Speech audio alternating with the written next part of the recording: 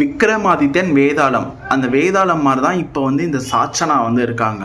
போன வாரம் ஃபுல்லாக முத்துக்குமரன் கூட, இந்த வாரம் ஃபுல்லாக விஜய் விஷால் கூட. ஏன்னா கான்செப்டை யோசிச்சு பாருங்க.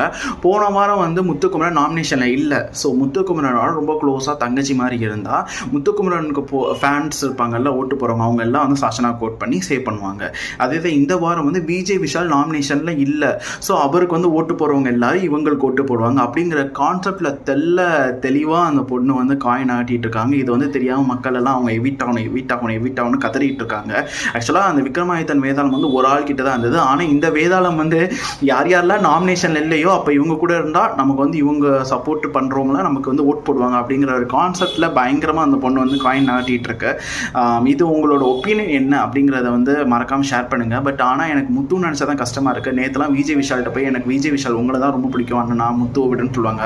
பட் முத்து தான் கொஞ்சம் இந்த இடத்துல பாவமாக தெரியுது எனக்கு.